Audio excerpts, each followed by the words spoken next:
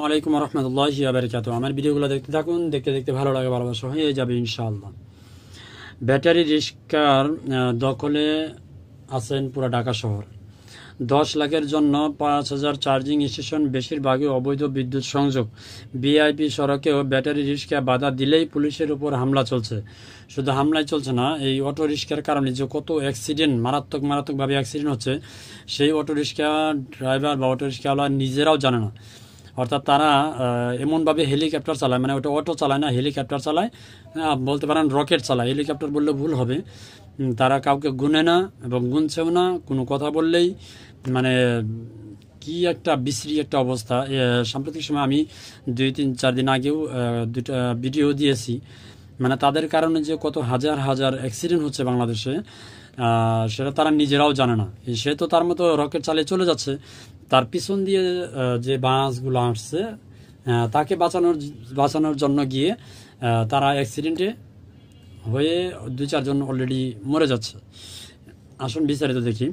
রাজধানীর ব্যস্ত সড়কে দাবড়ে বেড়াচ্ছে কাগজে কলমে নিষিদ্ধ 3 চাকার বাহন ব্যাটারি চালিত রিক্সা। শুধু অলিগলি নয়, প্রধান সড়কেও চলছে, বাদ থাকছে না। ভিআইপি সড়কও দ্রুতগামী এই বাহনটি হুট ডানে বায়ে মোড়ে নেওয়ার ফলে প্রায় ঘটছে দুর্ঘটনা। এটা বাস্তব।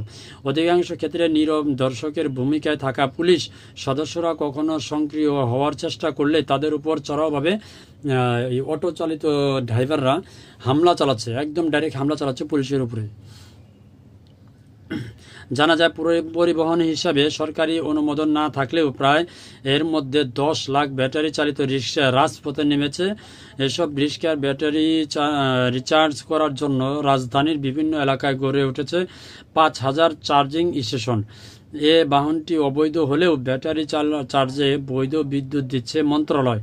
এদিকে আইসিডিআরবি তাদের গবেষণা প্রতিবেদনে ঢাকার শিশুদের রক্তে স্বাভাবিকের চেয়েও 10 গুণ বেশি ক্ষতিকর হিসাব উপস্থিতির জন্য দায়ী করছে ব্যাটারি চালিত রিক্সাকে। 80 কোটি কেজি সীসা যুক্ত হচ্ছে আমাদের পরিবেশে। সীসা ধ্বংস হয় না। চিন্তা করুন, আগামী 10 বছরে সীসা দূষণ আমাদের কোথায় নিয়ে যাবে। 20 কেজি সীসা হিসাবে ধরলে সারা দেশে 40 লাখ বাহনে প্রতি বছর 80 কোটি কেজি সীসা যুক্ত হচ্ছে আমাদের পরিবেশে। বাড়ছে অবৈধ চার্জিং গ্যারেজ। রাজধানীতে রয়েছে বৈধ অবৈধ সংসাদিক গ্যারেজ। ঢাকা মহানগর পুলিশ ডিএমপি তালিকা অনুযায়ী রাজধানীর 10টি অপরাধ বিভাগের 8টিতে ব্যাটারি চালিত রিক্সায় 3,300 বৈধ চার্জিং স্টেশন এবং 48,136টি অবৈধ চার্জিং পয়েন্ট ও 992টি গ্যারেজ রয়েছে। ভাবা যায়। এর মধ্যে মিরপুর বিভাগে 7 থানায় আছে 3,983টি চার্জিং পয়েন্ট ও 259টি গ্যারেজ। ওয়ারী বিভাগে 3,516টি চার্জিং পয়েন্ট ও 336টি গ্যারেজ। গুলশান বিভাগে 2,643টি চার্জিং পয়েন্ট ও 128টি গ্যারেজ। উত্তরায় 1,305টি চার্জিং পয়েন্ট ও 72টি গ্যারেজ। মতিঝিল বিভাগে 1,390টি চার্জিং পয়েন্ট ও 60টি গ্যারেজ। লালবাগে 199টি চার্জিং পয়েন্ট ও 77টি গ্যারেজ রয়েছে। এছাড়া তেজগাঁও বিভাগে 234 এবং রমনা বিভাগে 26টি অবৈধ গ্যারেজ সন্ধান পেয়েছে পুলিশ।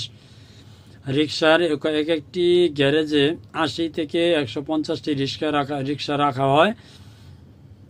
সহদ্রিক কারখানা অনুসন্ধানে নেমে একটি সংস্থার কর্মকর্তার সঙ্গে কথা বলে জানা গেছে, প্রতিদিনই ঢাকার সড়কে যোগ হচ্ছে 400 থেকে 500 ব্যাটারি চালিত রিক্সা।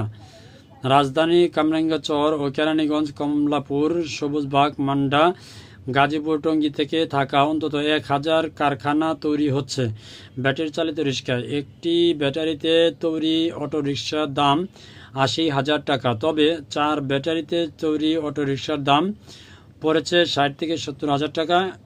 এদিকে দেশ অস্থিতিশীল করার জন্য ব্যাটারি রিক্সা চালকদের ব্যবহারের ষড়যন্ত্র করছে পাতিত হাসিনা সরকার।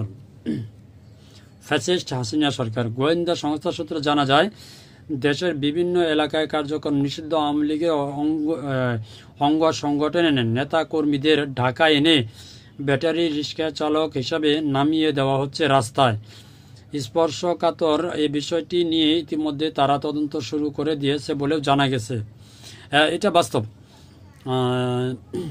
ঢাকা শহরে এখন বর্তমান যে অটো রিক্সা চালক আছে, তারা হচ্ছে ঢাকার বাইরে বিভিন্ন এলাকায় আওয়ামী লীগের নেতা, আওয়ামী লীগের কর্মী, আওয়ামী লীগের অঙ্গ সংগঠনের যে সদস্যরা ছিল, তারা বিভিন্নভাবে যে অত্যাচার নিপীড়ন করছে গত 17 বছরে। এখন তারা মামলা খাওয়ার পরে ঢাকা শহরে আসছে। এখন ঢাকা শহরে এসে অটো চালিত রিক্সা চালাচ্ছে। এটা বাস্তব।